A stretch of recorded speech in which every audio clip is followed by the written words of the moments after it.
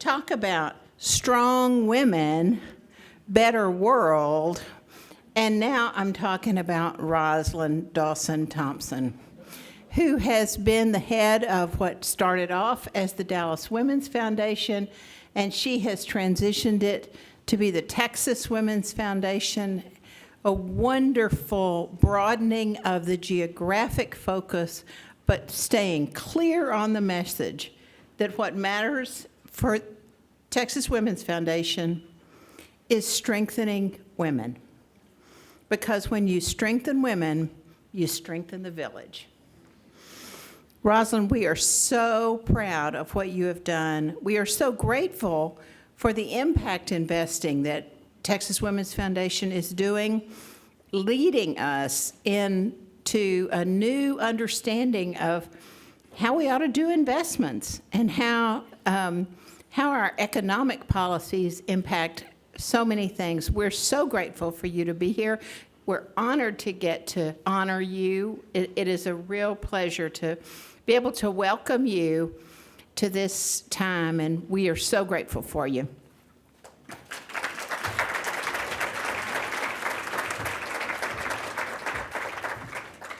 Katherine, we appreciate you so much. Of course, Katherine is a partner at SVP.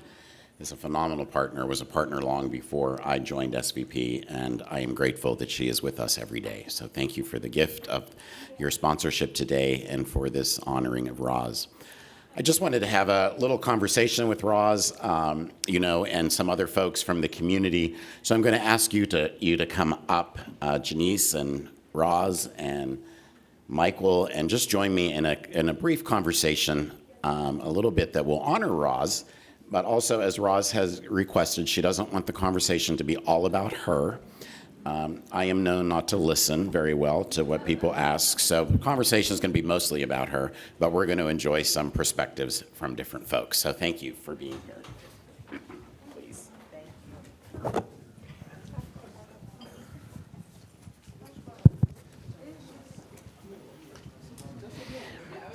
So, Roz, I want to start off as our panelists get situated by saying that I've had a lot of conversations with people, and your friends and your colleagues, as much as we admire you, believe you've made a dreadful mistake. So we would like to start by wondering, why are you leaving this role that you're so fantastic in? You're so kind. I've had the most wonderful 10 years of my entire career. It has been such a blessing to get to do this work. And I took the job and said I would do 10 years because I know how old I am, y'all. And there was something that I felt I could carry through at the foundation for that period of time.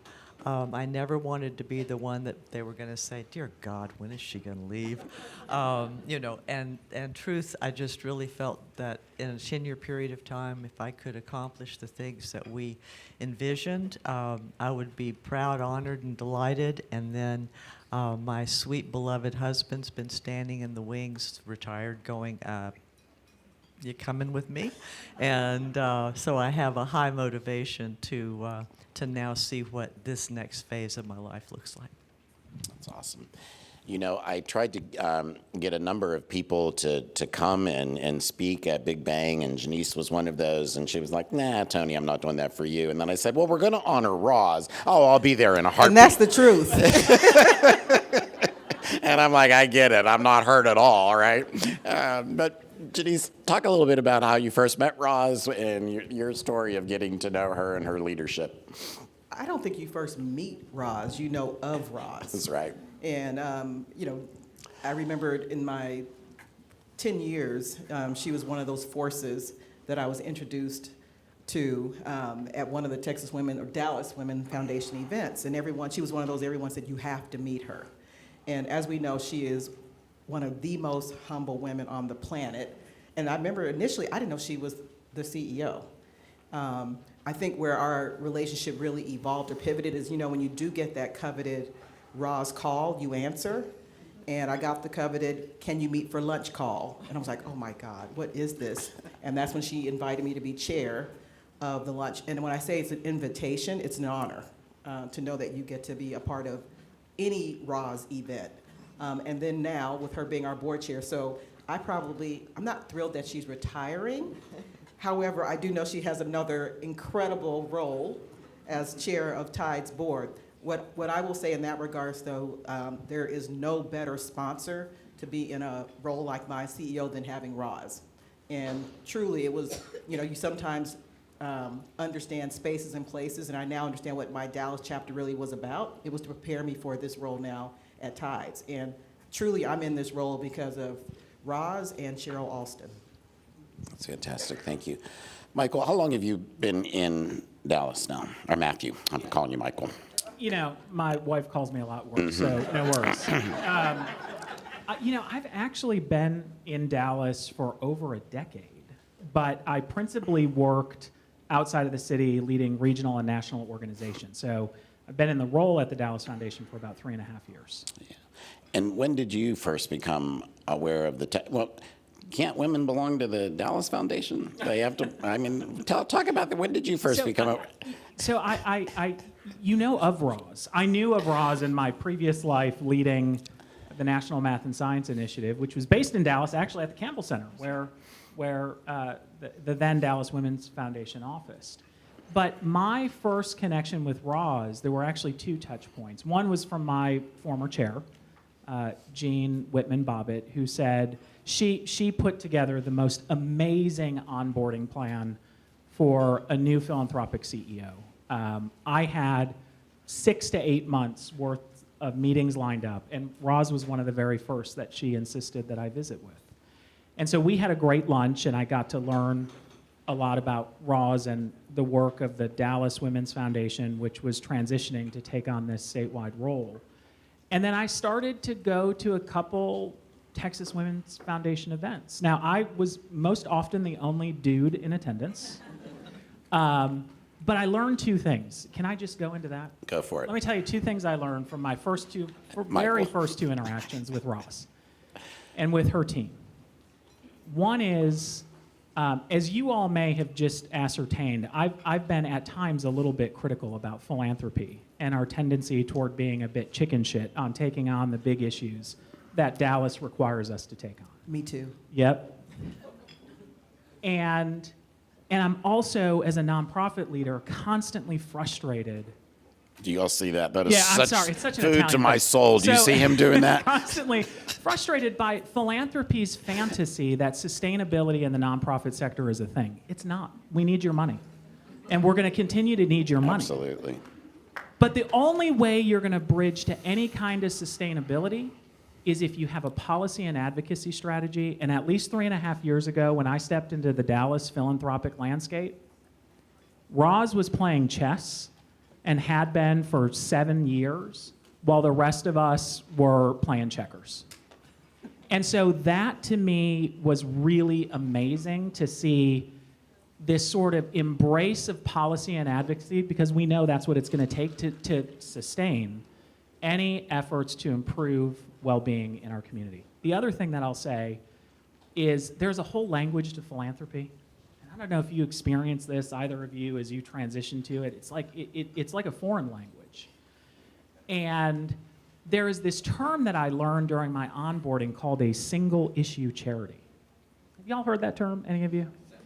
So this is like how we historically refer to a women's foundation or a Jewish foundation or a Catholic foundation. There is nothing single issue about lifting up women and young girls in our community. And as I walked away from that lunch with Roz, I exercised that word from my vocabulary, because it was so clear the work that the Women's Foundation was leading was multidimensional and was really driving impact across so many different planes. So those are the 2 biggest things that I learned from Roz. And the sector is going to miss her, and I'm so excited that she's going to stay engaged as chair of one of our most important national philanthropies, thinking about change and impact in, international philanthropies, really global philanthropies. Anyhow. Well, and I think people here know Roz's force here, but I think it's important to recognize when we're talking about the women and girls movement, she is truly recognized nationally. And so the spaces and places that we get to be a part of, she is truly one of the leaders in gender lens investing in this country. Roz, speaking of leadership, you know, you are a class act. You are a phenomenal leader. You're brilliant. You have a great way of getting what you want in a kind way, unlike some other people sitting here. And where did that leadership come from? How did you learn to be the kind of leader that you are? That's a lovely question. I'm going to give you 3 pieces of an answer.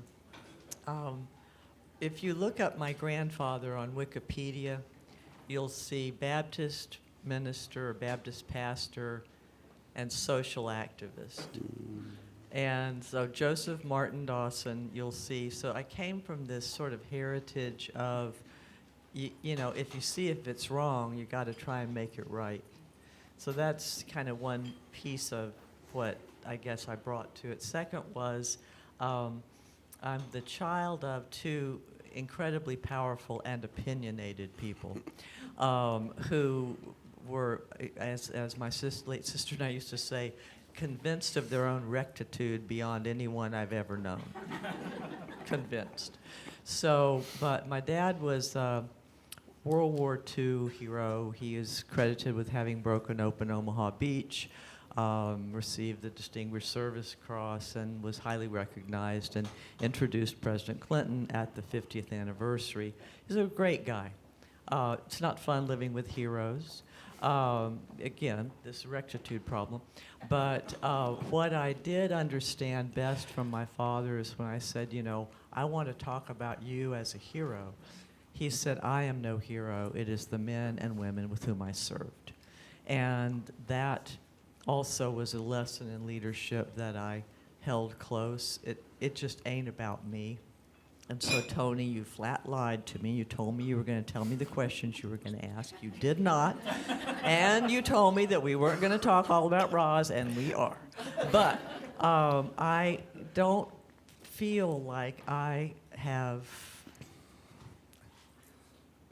done anything exceptional. I feel like I have been blessed to get to be where I've gotten to be and to have the opportunity to make changes in a world that so needs them, and to support and lead with women, you know, with and for really some of the most extraordinary people I've ever been able to be with. So if folks think I'm a great leader, oh, God bless you, thank you. But I feel most strongly that it's been the opportunity to serve that has driven me most. Janiece, when you think about leadership and you think about Roz, and think about it broader, I guess, when you think about the transformation of the Texas Women's Foundation, how do you think of it? What is your response to the leadership that Roz has provided for the organization? I think some of it is, you know, of course, her role there, but even more broadly, I think it's the behaviors that she has instilled in the organization. And the thing that she did there that we all observed, and she brings that with her to Tides, she does not accept that it's hard. You know, and when we think about these issues, and I love that, no single issues, she does not accept that it's hard. And so the things she's done that's with Texas Women's Foundation, one, the fact that it went from Dallas to Texas tells you it's a not hard mindset in terms of what she accomplished. But I also loved, and Roz and I talk about this often, again, I don't think there's anyone who walks the talk better. And so when we talk about intersectionality and we use all these terms, she truly brings it. So if you look at her board and you look at her programs, the Leadership Institute, she doesn't wait for someone to tell her that diversity matters. That is the force she brings to every room she steps in. So when you look at her board and program, I see some of her folks smiling, it tells me a lot about who she is and her character and the transformational way that she approaches leadership. In terms of the work she's done around gender, we were talking about the impact investing work. Again, she did not take the it's hard approach. Her portfolio aligns with the truth of the organization. And many of us who are in these spaces can't say that. We can't say that about our respective portfolios. So she's one where it truly is about the behaviors as much as the actual work itself. Thank you. Matthew, you and I have had very honest conversations about the competition that is in the philanthropic space here in Dallas. Not very many people talk about it because we think we all play nice, and that's a dirty little secret, right? But it's real. It's out there. And one of the things that really stood out for me with Roz is that collaboration is in her DNA. And we had a little snafu once where we scheduled something on top of each other. It would cost a lot of money to change it. Without hesitation, Roz immediately, we'll move it. I mean, who does that? Several of the organizations that support this event held another event this morning on top of mine, even though they knew and were supportive of this one. Why, how did you were just phenomenal, and I just respected that so much. And I still do. And also, you had no hesitation of joining SVP, having a partnership, which I fully expect you will have an individual one, as soon as you retire. You better know it. Yeah. But, to join in the impact investing work that we were leading and to have a strong presence there and be a voice there, that's not normal here in Dallas. Why? Go ahead. Well, it's funny because, the competition thing, and I'd love to hear, Matthew, what you're going to say, but there was a moment, when many years I was in business, and many years I was a volunteer going and asking for money and on behalf of different organizations, and there was a moment in time when, the polarization of our own institutions were so ridiculously delimited that but 10 years roughly ago, 11-ish, Jennifer, I think about you, me, and Brent Christopher sitting on the stage in the junior league and talking about our work and talking about the collaborations that we envisioned. And there was a different tone, there was a different feeling. Brent was at CFT at the time, and you were new, he was relatively new, I was brand new, and there was this kind of sense that we didn't have to do it the same way anymore, and it didn't have to be like it was. And I don't want to be totally pejorative since I am also, married to an older white guy, but the fact is that, so much of the dominant issue was this kind of white male divisiveness that was like, if you're not part of my institution, then you're not, you're just not there. And there was such a strong sense of that I think began to change, and we were all part of that change. So it's not just me at all. I think about this overused but very appropriate comment. We should be collaborating often and competing always. And I think that's the role of the various philanthropies in our community. I think we're better and stronger and more attuned to the community's need as a result of that. I think we actually can go farther, faster together. I think COVID did teach us that. We saw some miraculous collaborations. North Texas Cares is an initiative sprung up in a matter of, literally days. Really, United Way, CFT, the Dallas Foundation, Texas Women's Foundation, and like 45 other funders coming alongside to say we can do this differently. So I think that's really critical. And I do think that we are seeing more and more collaboration. And without a doubt, some of that I think is, how do I thread the needle on this one? Go for it. I think we've seen some really good shifts in leadership and evolution of institutions across this community. And we have more women in leadership positions, we have more diverse leaderships and C-suites across philanthropies. We have folks that worked in the sectors and on the ground and are proximate to the outcomes that they're trying to drive in leadership roles. And when you start to add these things up over time, I think we've made some really good progress. And I can't imagine what that sector looked like 11 years ago, because I was that nonprofit leader, as many of you, looking in the glass. And then I stepped through the looking glass. and was fortunate to have the work that Roz did 7-8 years previously to help begin to align the sector in a way that allowed us to be who we are today. As we had our VIP reception last night, and it was the first time that many people had been together, and over I heard the same comment. It felt like a family reunion. It was so wonderful. Thanks to Jonathan Blum and his hospitality at Polsinelli for hosting that. And there was so much reflection in that for what we've all been through collectively. There's so much hope that we have, like we'll see things differently, things will get better, we'll do more. Do you think we will? I have said all through this past 18, almost 20 months now, that I chose to live with a spirit of hope. You know, because the first reaction I think we all had when the economic crash and the pandemic and the whole, racial injustice revealed in our country at the depth that we all knew it actually existed, but we just didn't countenance. With all of that and so much fear in all of our lives about, are we going to make it? Are we going to be okay? Is my family going to be okay? Is our institution going to be okay? I just almost deliberately said, you're going to live in a spirit of hope, Dawson. You're going to live in a spirit of hope.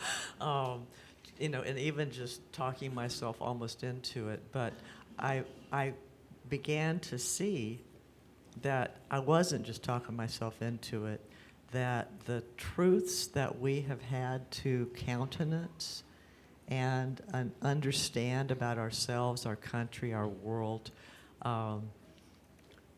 it can't go back in the box. It's like was said earlier today with Pastor. It won't go back in the box.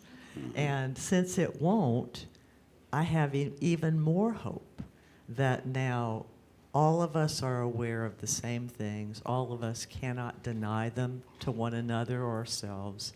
And that gives us the opportunity, finally, in truth and transparency, to say, it is time for change and I can be an agent of it. So I feel very strongly that we are in a moment in time, transformational moment in time. I took all those notes this morning. I'm going, you're so right, but a transformational moment in time where every single one of us count more now in our actions than perhaps we ever have. Thus, I'm so glad that I have a job to do with this great institution of Tides and with Janiece, because this hope will carry us into what will not be a pretty fray, but I think will take us through to a different place in time. Janiece, what is your hope for this partnership? What are you aspiring to with you two powerful women? Where do I start? I think I always recognize who I am, and I actually think my superpowers come from being a Black woman, right? But that doesn't mean that society gives me that same grace. And when I think about stepping into this role at Tides as CEO at this time, the fact that I have a sponsor like Roz is a game changer, right? So to have her as my board chair to say, no, you go and it's not too hard, is a game changer for myself and our executive team. And so I can also represent the voice of our executive team when we were all lobbying for her to become chair. The team could not have been more proud and excited. And even now, as you know, we're all on Zoom and we're chatting. And as she speaks, I'm getting the chats like, oh my God. So she just started as our board chair October 1st. But to have someone like myself again in this seat and to have a leader like Roz is more than what you could ever ask for in terms of really being committed to social and racial justice and really seeking system change. The other piece too, I think that's important is, as you think, and I'm still kind of straddling Dallas and now San Francisco, is people have their opinions about Texas. No surprise to anyone in this room when you think about, kind of the California perspective, if you will. But I think Roz brings such a different truth from whatever they thought or whatever their perception or paradigm was of Texas. And so I think that too is extremely powerful in terms of driving the change, is to have her voice and for people to see, oh, there's innovation happening down there. And also to see the authenticity that Roz brings to our board is huge. It's game changing. They haven't talked about how I cuss, though. They say people who cuss are very intelligent, so yeah, very emotionally in touch. You know, when the pandemic, when the shutdown orders, the lockdown orders came in Dallas, you know, we were all terrified. Of course, nobody knew what was going on. And the psychologist in me said people still need to feel connected and need to feel unified. And I said, let's bring the heads of the major philanthropic organizations together for a Zoom session. And then I said to myself, they'll never say yes to me. They won't do that. I think within an hour, all four of them, Jennifer, Matthew, Roz, Dave, all four of them said yes. And within a week, we had that session, that first session. This has gone on, I have heard this comment intermittently for a year and a half. That first session saved us. The rest of your sessions got me through COVID. It was a moment when leadership came together and offered one voice to the community of hope and inspiration. And I must say, you were the star that day. You said a quote in there, you said there is no traffic if you stay in your lane. Do you remember that? Quote Neva. And I heard more about that quote and how inspiring and the truth in that was. You have done a phenomenal job of staying in your lane, expanding your lane, and making it go so far.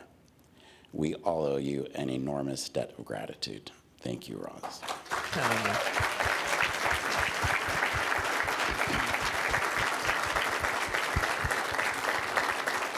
Thank you, Matthew. Thank you so much for joining the conversation.